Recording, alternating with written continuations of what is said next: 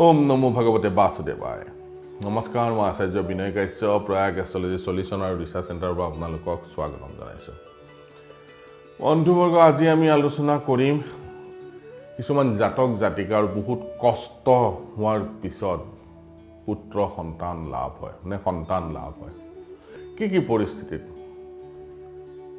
এই सन्तान लाभ होते क्यों इमान कष्ट হয়, আজি आमी तार ऊपर आलोचना करिम। सৰু ভিডিঅ আপোনালোকে ভাল পাব সৰু সৰু বস্তু, কিন্তু তাৰ আগতে বন্ধুসকল যিসকল দৰ্শক মোৰ চেনেলত নতুনকৈ জড়িত হৈছে তেওঁলোকে মোৰ চেনেলটো সাবস্ক্ৰাইব কৰি ল'ব আৰু কাষত এটা বেল আইকন আছে সেইটো প্ৰেছ কৰি দিব যাতে মই ভিডিঅ' আপলোড কৰাৰ লগে লগে আপোনালোকে নটিফিকেশ্যন পাই যায়। আমি প্ৰায় শুনিব পাওঁ যে অমুকৰ ঘৰত কেঁচুৱা জন্ম হৈছে, তেওঁলোকৰ বহুত কষ্টৰ মূৰত কেঁচুৱা জন্ম হৈছে। কি কাৰণে, কি পৰিস্থিতিত কিছুমান জাতক জাতিকাৰ ঘৰত মানুহৰ ঘৰত খুব ধুনীয়াকে কেঁচুৱা জন্ম হয়, কোনো কষ্ট নাথাকে, আৰামছে হৈ যায়, আৰু আন কিছুমানে কিয় ইমান কষ্ট ভোগ কৰিব লাগে সেইটো আমি জানা দৰকাৰ।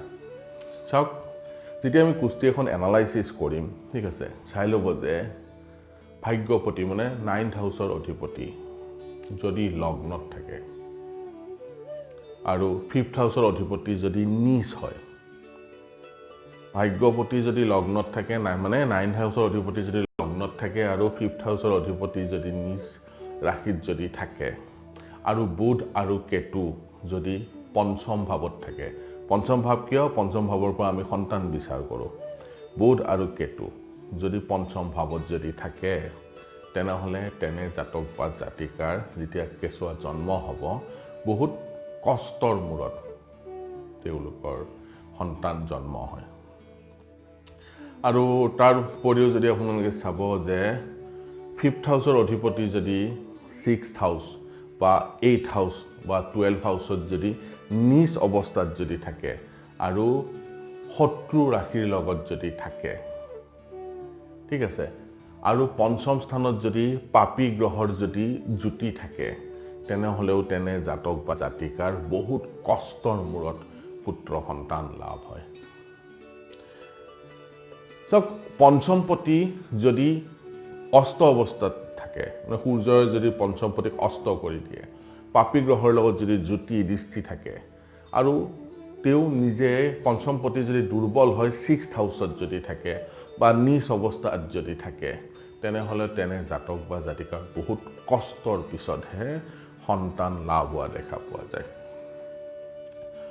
ধনু ৰাশিত যদি বৃহস্পতি 5th হাউসত যদি থাকে, ঠিক আছে, ধনু ৰাশিত যদি বৃহস্পতি 5th হাউসত থাকে তেনেহ'লে তেনে জাতক বা জাতিকাৰ বহুত কষ্টৰ মূৰত সন্তান লাভ হয়। আমি জানো যে বৃহস্পতি দেৱতা এটা শুভ গ্ৰহ, সেই শুভ গ্ৰহৰ যদি ধনু ৰাশিত যদি 5th হাউসত যদি থাকে তেনেহ'লে জাতক বা জাতিকাৰ সন্তান জন্ম হওঁতে বহুত কষ্ট লাভ কৰিবলৈ সক্ষম হয়, বহুত কষ্ট লাভ হয়, ঠিক আছে, বহুত কষ্টৰ মাজেৰে সন্তান লাভ হয়।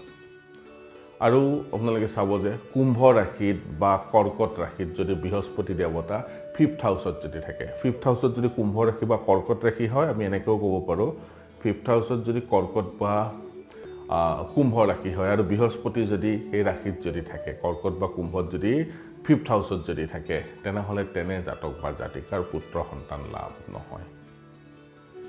চাওক, আজি আমি ভিডিঅ'ত মোক সৰু সৰু বস্তু কিন্তু ইম্পৰ্টেণ্ট বস্তুৰ ওপৰত আলোচনা কৰিছোঁ যে কিয় ইমান কষ্টৰ মূৰত তেওঁলোকৰ পুত্ৰ সন্তান লাভ হয় বা সন্তান লাভ হয়। কিছুমানৰ ইমান ইজিলি তেওঁলোকৰ সন্তান লাভ হয় আৰু কিছুমানে কিয় ইমান কষ্ট কৰিব লাগে, সেই আটাইবোৰ আমি কুষ্টিখন অধ্যয়ন কৰিলে গম পাওঁ।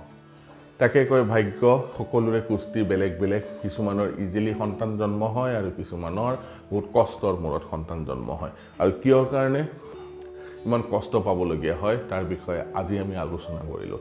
আপোনালোকেও এই ফৰ্মুলাবোৰ আপোনালোকৰ কুষ্টিত এপ্লাই কৰিব, বা অন্য লোকেও যদি আপোনালোকৰ ওচৰত যদি সন্তানৰ বিষয়ে জানিব আহে তেওঁলোকৰ লগত আলোচনা কৰিব আৰু তেওঁলোকক এটা ভাল দিহা দিব যে আপোনালোকৰ এনেকুৱা এনেকুৱা সমস্যা হ'ব পাৰে, সাৱধান হোৱা দৰকাৰ, আপোনালোকে খুলি কৈ দিব, ঠিক আছে। মোৰ ভিডিঅ' যদি চাই ভাল লাগে তেনেহ'লে লাইক কৰিব, শ্বেয়াৰ কৰিব আৰু সাবস্ক্ৰাইব কৰিব নাপাহৰিব। ধন্যবাদ।